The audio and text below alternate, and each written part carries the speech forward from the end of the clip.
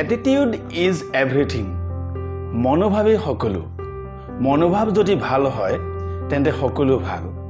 সেয়ে কোৱা হয় আপোন ভালেই জগত ভাল।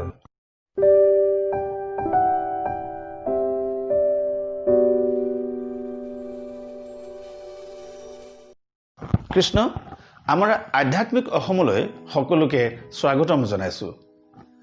আমি আলোচনা কৰি আছিলোঁ মানসিক সুস্বাস্থ্য সম্পৰ্কে। মানসিক সুস্বাস্থ্য সম্পৰ্কীয় এইটো আমাৰ চতুৰ্থ ভিডিঅ'। সকলোকে শ্ৰদ্ধা জনাই আমি আলোচনালৈ আগবাঢ়িছোঁ। মানুহৰ অত্যাৱশ্যকীয় দক্ষতা অৰ্থাৎ স্কিল কেইটা হৈছে ৰঙিয়াল স্বভাৱ, ধৈৰ্য, আলাপ আলোচনাৰ ক্ষমতা, সম্পৰ্ক কৰিব পৰা ক্ষমতা আৰু সামাজিক দক্ষতা। এই দক্ষতা তিনিটা পৰ্যায় বা স্তৰত ভাগ কৰিব পাৰি। প্ৰাথমিক দক্ষতা বেচিক স্কিল, মনোভাৱ বা ভাৱমূৰ্তি এটিটিউড, প্ৰেৰণা মটিভেশ্যন, লক্ষ্য আৰু সংকল্প গ'লছ এণ্ড কমিটমেণ্ট, মানৱ দক্ষতা পিপুল স্কিল বেচিক স্কিলৰ ভিতৰত অৰ্থাৎ প্ৰাথমিক দক্ষতাৰ অন্তৰ্গত ধৰিব পাৰি। দ্বিতীয় স্তৰ প্ৰস্তাৱিত দক্ষতা প্ৰিপেৰেটৰী স্কিল। ইয়াৰ ভিতৰত আত্মকথন চেল্ফ টক আৰু মানসিক প্ৰতিমূৰ্তি মেণ্টেল ইমেজিনেৰী এই দুটা ধৰিব পাৰি। তৃতীয় স্তৰ পাৰদৰ্শিতা পাৰফৰ্মেন্স স্কিল।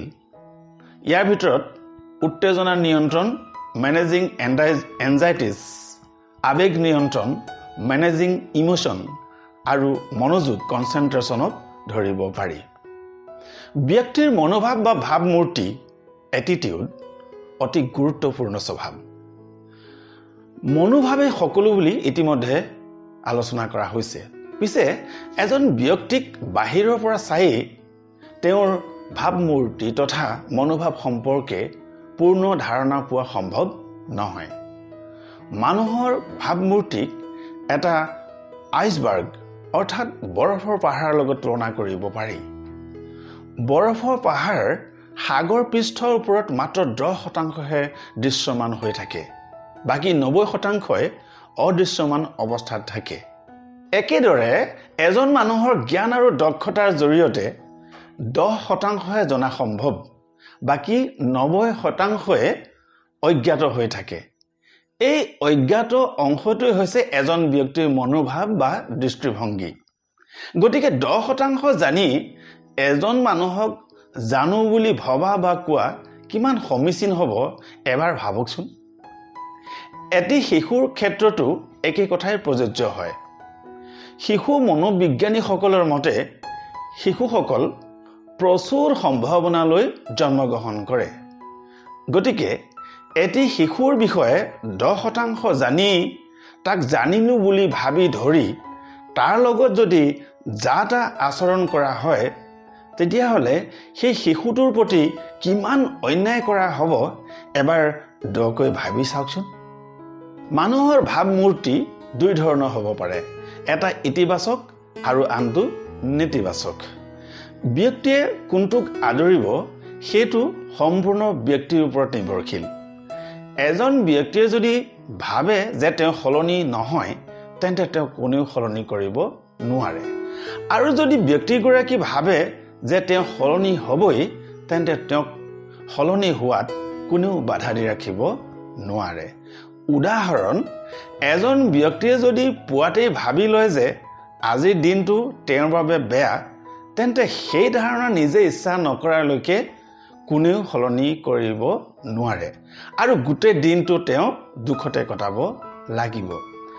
একেজন ব্যক্তিয়ে যদি ভাবি লয় যে আজিৰ দিনটো তেওঁৰ বাবে শুভ তেন্তে তেওঁৰ বাবে সেই দিনটোৱেই ভাল দিন আৰু সেই দিনটোৱেই সুখৰ দিন। গতিকে ইতিবাচক নেতিবাচক, ভাল বেয়া, শুভ অশুভ, সুখ দুখ আদি গোটেই কথাবোৰ নিৰ্ভৰ কৰিছে মানুহৰ মনোভাৱ তথা ভাৱমূৰ্তিৰ ওপৰত। আমাৰ আলোচনাৰ অন্যতম প্ৰধান উদ্দেশ্যটোৱে হৈছে নেতিবাচক মনোভাৱক সলনি কৰা। তাৰ বাবে ব্যক্তিক প্ৰয়োজন হ'ব কিছু অনুশীলনৰ। প্ৰথমে নিজক সলনি কৰিবলৈ নিজেই নিজৰ দায়িত্ব ল'ব লাগিব। নিজক সলনি কৰাৰ প্ৰথম চৰ্তটোৱে হৈছে নিজক ভিতৰৰ পৰা সলনি কৰা, অৰ্থাৎ দৃষ্টিভংগী সলনি কৰা। ইয়াৰ বাবে প্ৰয়োজন হ'ব আত্মসমালোচনা। মই কোন, মোৰ কি আছে, মই কি কৰি আছোঁ। আত্মসমালোচনা কালত এই তিনিটা প্ৰশ্ন কৰিব লাগিব। মই কোন বুলি কওঁতে বহু ধৰণে উত্তৰ আহিব পাৰে। মই সতি সন্ততি, পিতৃ মাতৃ, অভিভাৱক, শিক্ষাগুৰু, দীক্ষাগুৰু, কৰ্মচাৰী, নেতা, জনপ্ৰতিনিধি, শিল্পী, সাহিত্যিক, বুদ্ধিজীৱী ইত্যাদি ইত্যাদি। অতি চমুকৈ উত্তৰ দিবলৈ হ'লে ক'ব লাগিব মই মানুহ, জীৱশ্ৰেষ্ঠ মানুহ। যদি মই জীৱশ্ৰেষ্ঠ হৈ তেন্তে মোৰ ভাৱভংগী, চিন্তাধাৰা, কাম কাজ আদি জীৱশ্ৰেষ্ঠৰ দৰেই হ'ব লাগিব। নিশ্চয় নিজৰ লগতে সমাজৰ মানুহখিনিৰ উপকাৰৰ হকে কাম কৰিব লাগিব। প্ৰকৃতিৰ সুৰক্ষাৰ হকে কাম কৰিব লাগিব। অলপ সৰলভাৱে আলোচনা কৰিলে এনেকুৱা হ'ব। মই যদি সন্তান হয় তেন্তে মোৰ প্ৰধান কাম হ'ব পিতৃ মাতৃৰ সেৱা কৰা। সেই কাম মই কৰিছোনে? পিতৃ মাতৃৰ সন্মান বঢ়াৰ কামত মই নিজকে জড়িত কৰিব পাৰিছোনে? মই যদি বিদ্যাৰ্থী হয় তেন্তে মোৰ প্ৰধান কাম পঢ়া শুনা কৰা, শিক্ষাগুৰুৰ কথা মানি চলা। মই সেই কাম কৰিছোনে? সেই কাম কৰিব পাৰিছোনে? শিক্ষাগুৰুৱে দিয়া উপদেশ লৈ মই ভাল মানুহ হোৱাৰ পথত আগবাঢ়িছোনে? মই যদি পিতৃ মাতৃ হয় তেন্তে মোৰ প্ৰধান কাম হ'ব পৰিয়ালক সুৰক্ষা দিয়া, পৰিয়ালৰ মংগলৰ হকে কাম কৰা। মংগলজনক কামৰ ভিতৰত সতি সন্ততিৰ পঢ়া শুনাক বেছি মংগলজনক বুলি গণ্য কৰা। এই ক্ষেত্ৰত সতি সন্ততিক সৰ্বতোপ্ৰকাৰে সহযোগিতা কৰিব পাৰিছোনে?